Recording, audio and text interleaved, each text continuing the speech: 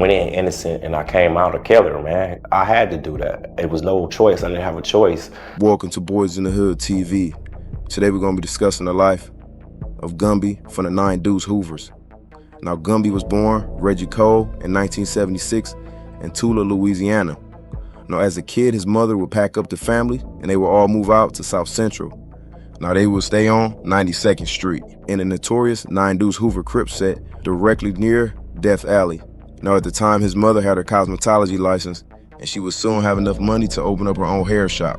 Now, growing up on the 9 Deuce, Reggie would see a lot of violence at an early age, from shootings to even dead bodies. Now, his older brother, Kenny, would start hanging out on the block and eventually join the 9 Deuce Hoovers, and he would go by Gumby. Now, he would later become well respected throughout the hood and known for being a real hustler.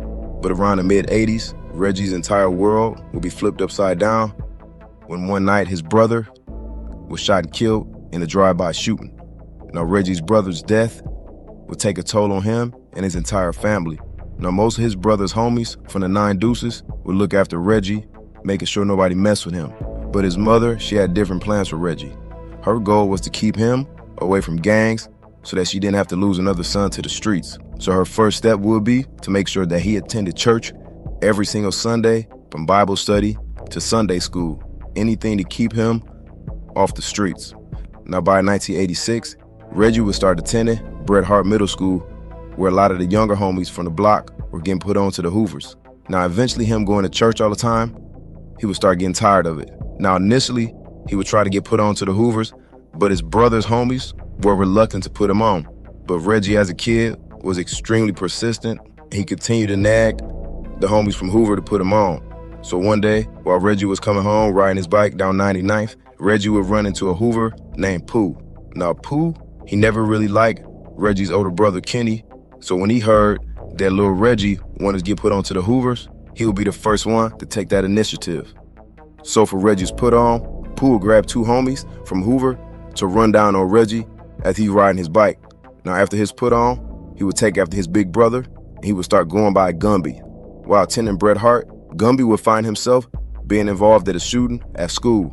So because of this incident, his mother would decide the best choice was to send Gumby back down to Louisiana to live with his relatives for the remainder of his junior high school term. But with Gumby being already deep in the streets, this move to Louisiana didn't help much, because at the time, the movie Colors had just hit the theaters and it had already had a big impact on all the major cities across the United States, which included Louisiana. Now, at the time, Louisiana had already had established Bloods and Crips there, but they did not have any structured sets. So once Gumby touched down back in Tula, he would start linking up with some of the Crips out there and start showing them the structure, how the Hoovers did it back in LA. Now, one night, Gumby was out with the Crips shooting at cans in the open field. Now, Gumby would shoot at one can, but the bullet would ricochet and it would strike him in his leg. Now, luckily, the bullet did not hit any arteries, so he would survive this. But soon his mother would realize that sending Gumby down south didn't help him. So by early 1990, he would come back to LA for good. Now, once he got back, he would soon realize that things had already changed in the hood. The Hoovers, with the exception of the 5 Deuces, had switched from Crips to criminals, and they were no longer rocking blue, but now they were rocking orange. So Gumby had a lot to catch up on. But before he can fall back in line, his mother would up and move to a house on 71st in Budlong, which was directly in the 8 Trey gangsters hood. Now, Gumby would finish out his 8th grade year at John Muir Middle School. Now, he would face a lot of issues just getting to school on an everyday basis, because he and his homies would have to walk through enemy hoods just to get there, like the Brims, the 5-7, and the 5-8 neighborhoods. Now, there will also be times while he was heading to the bus stop that the Menlos would be waiting for him. So he would get into a lot of squabbles just on the way to school. And at one point, there would be an influx of members from rolling 60s that would show up, and it would lead to a lot of squabbles. Now, eventually, Gumby would start attending Emmanuel Arts High School. Now, once there, he, along with the Hoovers, would get into rival hoods, especially the 30s. Now, Gumby would be deep into the gangbanging, and like his previous 2 schools, Gumby would yet again be in another situation involving a shooting, and he would be kicked out. Now, this time, Gumby would just give up on school, period, and start slinging dope in the streets. Now, one of the main dope spots in the hood was the Star Motel on South Fig. Now, Fig or better known as the Blade, is a known spot for heavy prostitution at all hours. And a lot of shit pops off on Fig that goes beyond just prostitution. But by 1994, Gumby's entire world would come burning down. On March 27, at around 11:30 p.m., a man named Felipe had just left a bar with a couple of his friends, and he decided to stop at a well-known brothel spot known as Johnny House on 49th and Fig. Now, this brothel was ran by a well-known pimp named John Jones. Now, Felipe would get out the car and go up to the house while his homies would sit in the car and wait for him. Now, once he got to the door, he would ask for a worker named Melinda, but he would be told that she was busy. Now, as Felipe walked back to the car, he would be approached by two unknown men, both armed with guns. Now, they would attempt to rob Felipe, and this would lead to a scuffle. And in the midst of this scuffle, 4 shots can be heard. And Felipe will be hit once in his back. Now, 911 will be called, and police and EMTs will soon arrive on scene. Now, detectives will find Felipe laying in the pool of his own blood, and next to him was his beer can. Now, while investigating this scene, the pimp named John Jones, who was upstairs in his bedroom, would yell down to the officers that he had seen the entire thing. Now, he would tell the detectives that he's seen 3 or 4 black men armed with revolvers approach the victim and his friends and rob them before shooting. But he would also make a claim that an unknown citizen shot one of the gunmen in the leg, so whoever the shooter was, one of them was injured. Now, after getting this information, the detectives would immediately start putting out APBs for the suspects, specifically alerting any hospitals if any man walked in needing treatment for a leg injury. Now, it wouldn't be too long after that the police will be notified by a security guard at Martin Luther King Hospital that he saw a man with a gunshot wound to the leg entering into the emergency room. But by the time the police got there was no records or any evidence of any victims being treated for a GSW to the leg. Now, only 3 weeks later, a few members of the 5 Deuce Hoovers had sold dope to a smoker in exchange for his vehicle. Now, after this exchange, that same smoker would tell police that he had been kidnapped and carjacked. Now, this would lead to officers arresting the Hoover members, which included Lil Day. Now, during questioning, Lil Day would tell officers that at the time of this alleged carjacking, that he was back at the Star Motel on Fig. Now, this would lead to police getting a warrant to search their motel room. Now, once they get there, they would find Gumby sitting on the bed smoking weed with a stash of money and gun in a nearby drawer, and Gumby would immediately be arrested. Now, once Gumby was taken down to booking, that same dope fiend would suddenly ID Gumby as one of the men who had carjacked him. But Gumby would let police know that he had no idea about any carjacking that took place. Now, sometime later, Gumby would eventually be sent down to Central Bookings. Now, once down there, he will be told that he was being questioned on a murder charge. Now, detectives will start looking at Gumby's leg and discover a bullet wound. And once they discover this wound, both detectives will give each other high fives. Now, Gumby was unaware of what was going on, but detectives would tell him that that bullet wound matched the suspect who was shot in the same leg the day that Felipe had been murdered outside a brothel on 49th and Fig. But Gumby, who was shocked about it, would let them know that this was an old wound from 6 years ago from when he was in Louisiana. But the detectives, figuring that they had a slam dunk case, will go on to charge Gumby with robbery and capital murder.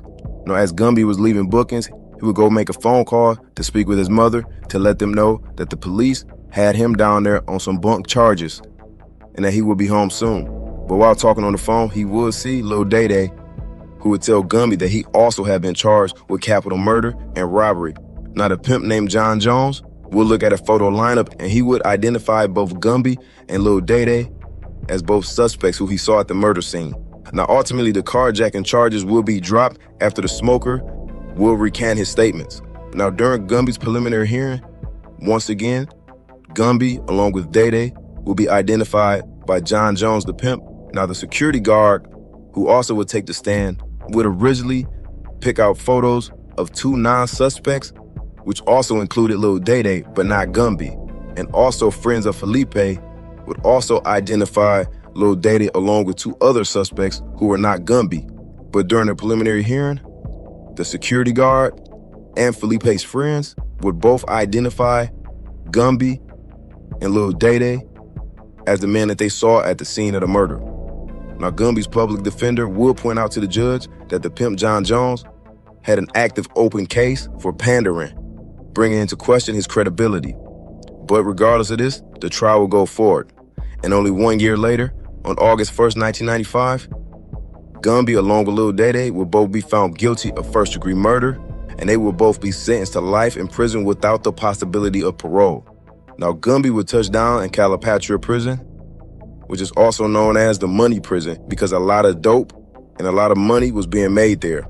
But Gumby had one goal in mind, and that was to be an upstanding inmate, making sure that he did not get into any trouble, because he knew that he was innocent and he wanted others to believe that he was innocent of the crimes he was being accused of. But soon enough, he'll realize that none of that mattered, that he was going to spend the rest of his life there. Now, one of the homies from Hoover will break down a lot of the prison politics, showing Gumby how everything worked behind the walls. Now, it wouldn't be too long before Gumby met the OG, who was a shot caller for the Hoovers. And that was Eddie Clark, also known as Devil from the 5'9" Hoovers. Devil had been locked down for nearly 20 years. Now, Big Devil had his hands in a lot of things in that prison, from making his own liquor to selling sherm sticks, which he was getting supplied by his wife, who was an ex-correctional officer. So Devil had a lot of power. And it was said that when he got drunk, he was out of control, which included a lot of things like sexually assaulting other inmates. Now, although Devil was the big homie, Gumby and Devil would bump heads a lot over the way Devil ran his program. And soon, it would all boil over. Now, one day while out on the yard, Devil wanted Gumby to take a weapons charge for him. Now, although Gumby respected his OGs, he wasn't about to take a charge for something that he didn't do. Now, this would piss Devil off, and Devil would be out for revenge. On November 28th, 2000, Gumby would be called out to the yard by the Hoovers for a meeting. Now, Devil will approach Gumby, telling him to explain himself for not taking that charge. But Gumby will let Devil know straight out the rip that he wasn't explaining himself to nobody. Now, this will lead to Gumby having an argument with another homie, and as Gumby had his head turned, that's when Devil will pull out a flat, sharp shank and swing it at Gumby, nicking him in his neck, causing a deep scratch along with 2 puncture wounds. Now, immediately, Gumby will retreat and run and sit down. He knew he had 2 choices, either retaliate or be seen as a buster and a victim. And at this point in his life, Gumby felt like he had nothing else to lose. So after going inside and patching himself up, Gumby will come back out during yard recall, armed with a shank. Now, still at this moment, he was unsure if he wanted to follow through with stabbing Devil. But as he walked down the walkway, he would cross paths with Big Devil, and Big Devil would turn around and smirk at him.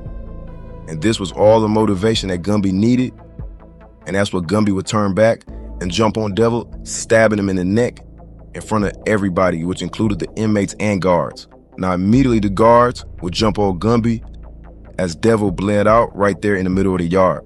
Now, ultimately, Eddie Clark, aka Big Devil, would die from his injuries, and Gumby would be thrown into solitary confinement. Now, while in confinement, Gumby would start preparing for his death penalty trial.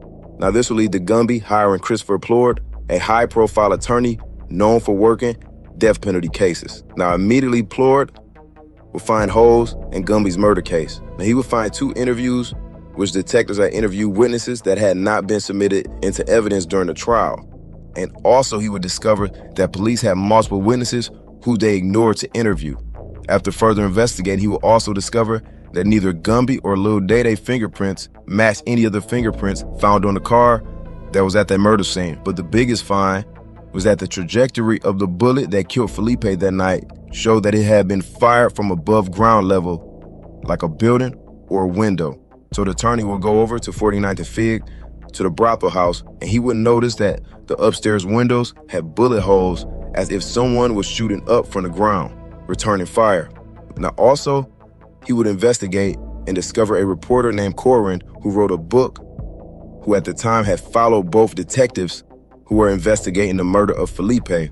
And in this book, the reporter would write that one of the detectives had found 6 slugs on the top of the roof of the brothel, but instead of submitting these bullets into evidence, the detective will give it to the reporter, who will place it in his pocket and keep it.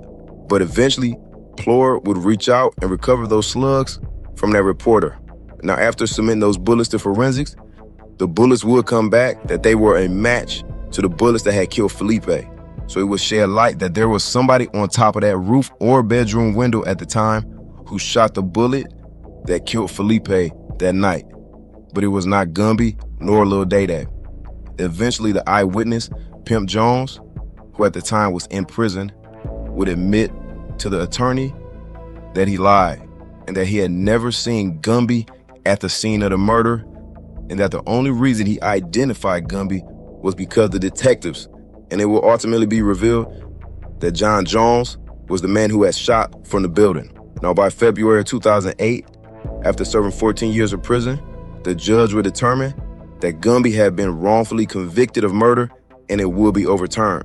Now, after having those murder charges overturned, Gumby still had to face those charges for killing Devil back in 2000. But the district attorney at the time would suddenly have a change of heart and decided to drop the charges from murder to manslaughter. Now, after finishing his time in solitary, by May 2010, Gumby will be a free man after serving 16 years in prison. Ladies and gentlemen, today is my first day of freedom. I feel good, and I'm saying, damn, I look good. I'm just saying, telling you, boy, it feels good to be free. Now, also that following year, Lil Day would also be released in October of 2011. Now, it would soon come to light that both detectives that worked Gumby's case were involved with multiple other cases involving wrongfully convicted men and women. Now, Gumby, along with Lil Day and others, will file lawsuits against the city and the county of Los Angeles. Now, as of today, OG Gumby could be seen on social media doing interviews all over. I would like to thank everybody for tapping in, and I'll see y'all next time.